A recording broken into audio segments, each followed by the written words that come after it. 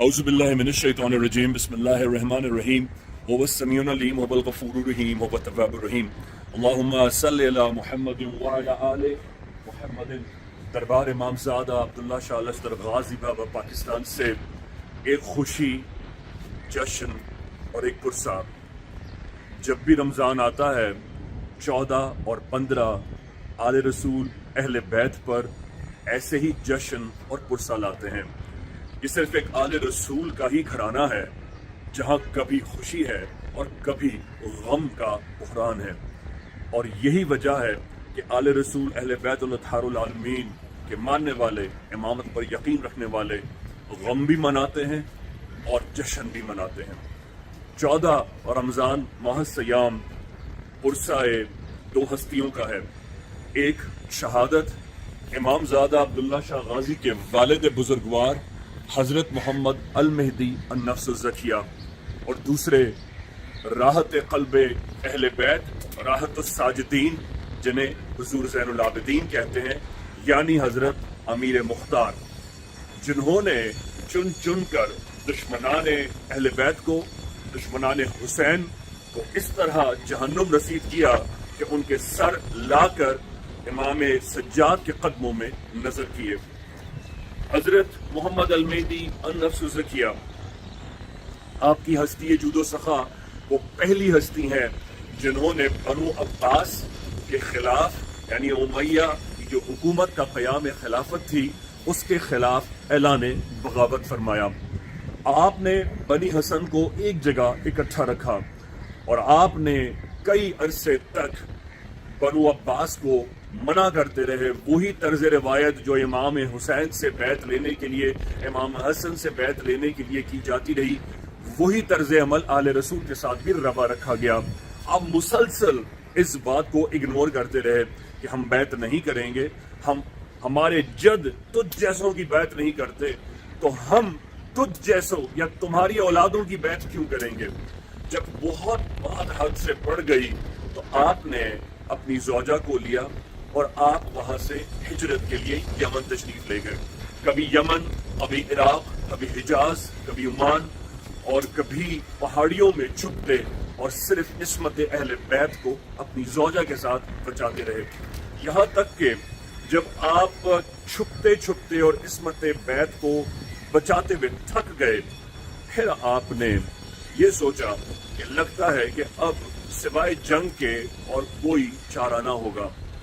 अब ऐसे माहौल में जब आपको बचाना भी था और मौला ने मना भी फरमाया कि जंग ना करो जब तक तुम पर मुसल्लत ना की जाए, अब आपने महसूस किया कि अब आप पर जंग मुसल्लत कर दी गई है, तो अब आले रसूल के लिए तलवार उठाने के सिवा कोई रास्ता न था। और इसी असना में आपने एक दफा यमन के नजदीक एक कुएं में छुप कर जब अपनी जान बचा रहे थे, तो रस्सी से पकड़कर आप और आपकी ज़ौजा उस कुएं में लटक गए, क्योंकि बनु अब्बास की फौजें आपकी बहुत नजदीक पहुंच गई थी। और इसी असना में आपकी ज़ौजा का हमल भी साबित हुआ। आप जब बाहर आए तो आपको और ज्यादा गुस्सा था। आपने तलवार निकाली और आपने ऐलान बगावत किया। यहाँ तक कि बनु अब्बास की फौजें आपके नजदीक आईं और आप काफी देर तक उनका रेजिस्टेंस से और मौला अली की ज़रब हैदरी से मुकाबला करते रहे, और फिर आप शहीद हो गए। आपका सर मुबारक, आपका जसद मुबारक इमाम हुसैन की तरह शहीद किया गया। आपके सर को अलग किया गया और आपके धड़ को मदीने और मक्के की जो बाउंड्री है, जो बिल्कुल बॉर्डर है, जो सरहद है, वहाँ पर एक वादी थी जिसे कहते हैं शुनैता अलविदा। शुनैता अलविदा पर बतौर इबरत, जिस तरह हुसैन ने आले रसूल के जसद को पामाल किया था और आपके सरों को नेज़ों पर चढ़ाया था, और बतौर इबरत उनको करबला से शाम अपने महल में बुलवाया था, बिल्कुल उसी रविश पर बनु अब्बास ने भी आपके सर मुबारक और जसद मुबारक को सूली पर लटका दिया, और बतौर इबरत दिखाया गया कि जो बनु अब्बास की बैत नहीं करेगा उसका हाल ऐसा ही होगा। 2 दिन 3 दिन गुजरे, फिर आपकी बहन ज़ैनब सुगरा आई और कहा कि और कितना अपनी भड़ास को आले रसूल की होली से ठंडा करेगा। तूने اپنے کلیجے کو ٹھنڈا کر دیا، مجھے میرے بھائی کا لاشا حاصل کرنے دے۔ حضرت سیدہ زینب صغریٰ اپنے بھائی کے لاشا اتارنے گئیں اور پرواہ کیے بغیر کہ ان کے ساتھ کیا ہوگا، اور آپ نے اپنے بھائی کا جسد اتارا، سینے سے لگایا، بوسہ دیا اور جنت البقیع میں سپرد حیات کیا۔ 14 رمضان تھی۔ یہ خبر امام زادہ عبداللہ شاہ غازی کو اس وقت ملی جب آپ اپنے چچا حضرت ابراہیم دیباج اور اپنے تایا حضرت عبداللہ کے ساتھ حضرت محمد المہدی النفس الزکیہ کے حکم پر آپ اس وقت عراق بھجوا دیے گئے تھے، اور حضرت نفس الزکیہ نے آپ کو اسی لیے بغداد بھجوایا تاکہ کچھ وقت تک آپ بنو عباس کی فوجوں کو، منصور کی فوجوں کو انٹرسیپٹ کر سکیں اور ان کی اٹینشن ڈائیورٹ کر سکیں۔ غازی بابا کو عراق کے راستے میں خبر ملی کہ آپ کے والد کو شہید کر دیا گیا ہے۔ غازی بابا غم سے بے ہوش ہو گئے، بابا کو جدا ہوتے وقت آخری وقت الوداع کہہ رہے تھے، اور جو آپ کی حالت تھی وہ بالکل ایسی ہی تھی کہ آج بھی سوچتا ہوں کہ آل بیت نے، آل رسول نے وہ کربلا ثانی کے سارے غم دیکھے ہیں کہ گویا اسی طرح جس طرح امام حسین قاسم کو رخصت کرتے تھے اور وہ شہید ہوتے تھے، علی اکبر کو رخصت کرتے تھے اور وہ شہید ہوتے تھے، امام زادہ عبداللہ شاہ غازی کو آپ کے والد نے بھی ایسے ہی رخصت کیا، اور پھر امام زادہ کی بھی آگے چل کر سندھ میں 8 برس کے بعد شہادت ہوتی ہے۔ 145 ہجری امام زادہ کے در سے پرسہ پیش کرتا ہوں، بارگاہ امام زادہ سے، بارگاہ امام زمانہ سے، بارگاہ پنجتن میں پرسہ حضرت محمد المہدی النفس الزکیہ، اور اس کے ساتھ ہی حضرت امیر مختار کا بھی پرسہ ہے۔ امیر مختار کے والد کا نام ابو عبیدہ السقفی ہے، کیونکہ آپ عرب کے ایک قبیلے ثقیف سے آپ کا تعلق ہے، اور اسی لیے آپ کو سقفی بھی کہا جاتا ہے۔ آپ کی زوجہ ہیں عمرہ، اور یہ بھی ایسی شہیدہ ہیں کہ اسلام کی یہ پہلی شہیدہ خاتون ہیں کہ جن کا سر دھڑ سے الگ کیا گیا۔ آل رسول کے دامن میں ایسی ایسی شہادتیں اور ایسی نسبتیں ہیں۔ حضرت امیر مختار، کیا کہنے آپ کی شان کا، صحابی رسول، صحابی مولا علی، اور صحابی امام حسن اور صحابی امام حسین بھی ہیں، اور ایسے صحابی ہیں جنہوں نے صحابی اہل بیت کا بھی شرف حاصل کیا ہے۔ آپ نے فرمایا تھا، یا سید الساجدین، میں اس وقت تک سکون سے نہیں بیٹھوں گا جب تک میں ایک ایک دشمن حسین کو جہنم رسید نہیں کر دوں گا، اور اس کے بعد آپ نے ایسا ہی کیا، اور جب تمام دشمنان کربلا کے سر لا کر آپ نے امام سجاد کے قدموں میں رکھے تو امام سجاد نے عرش پر نگاہ اٹھا کر دعا کی، اے امیر مختار، تو نے آج اہل بیت کے دلوں کو، ہماری ماں کو، ہمارے جد کو، ہمارے بابا کو اور ہمارے بابا کے اہل و عیال کو وہ سکون قلب بخشا ہے کہ قیامت کے دن اللہ تمہیں ہمارا پڑوس عطا فرمائے۔ اور اس کے بعد رقت سے روتے روتے سینہ اطہر مبارک سے امیر مختار کو گلے سے لگا لیا۔ امیر مختار کی بھی پھر شہادت ہوتی ہے۔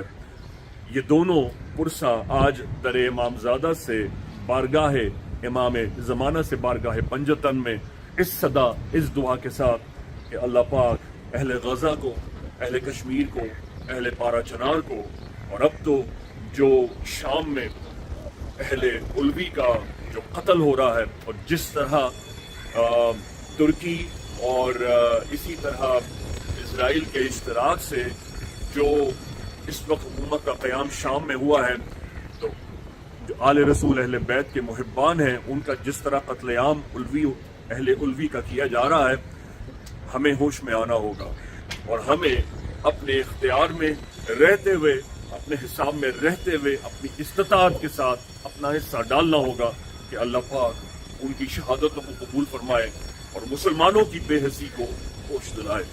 بحق امام زادہ شاہ است حسین، بادشاہ است حسین، دی است حسین، دی پناہ است حسین، سرداد ندا دست در دست یزید، حقا کے بنائے لا الہ است حسین، بحق غازی یا غازی۔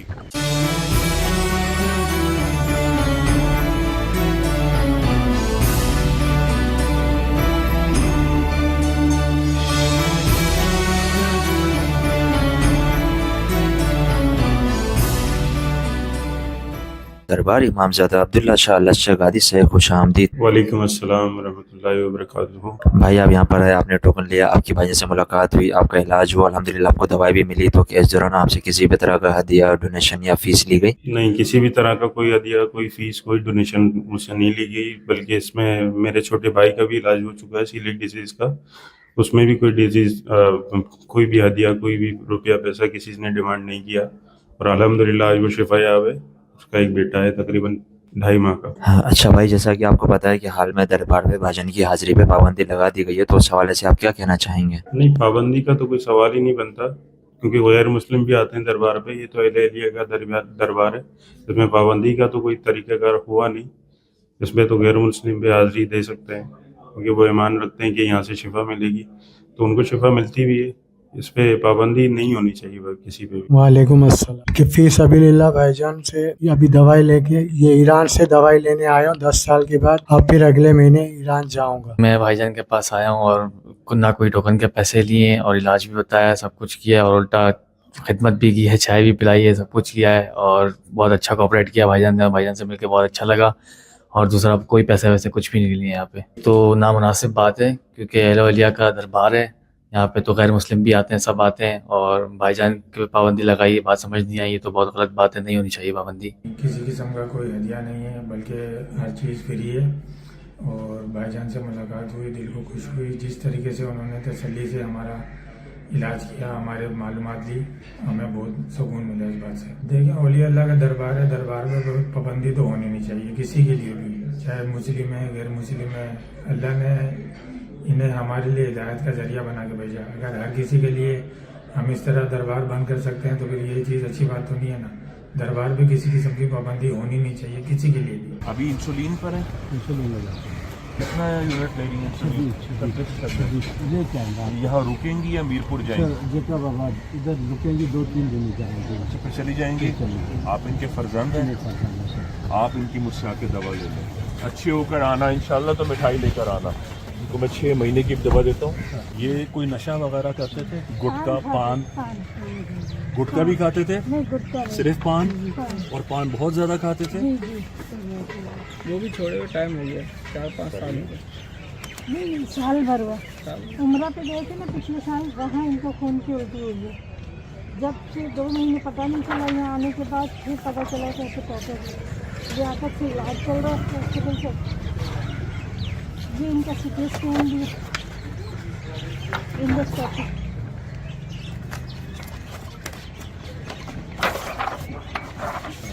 سب سے ضروری امپورٹنٹ چیز یہ ہے, یہ پہلے نظر آ جاتی تو مطلب دیکھنا نہیں پڑتا ہمیں. کون سمجھ لے گا ان کا ٹریٹمنٹ, بات کون سمجھ لے گا, دوا کون دے دے گا؟ آپ آئیے میرے ساتھ, یہ رپورٹس رہنے دیں, آپ آ جائیں.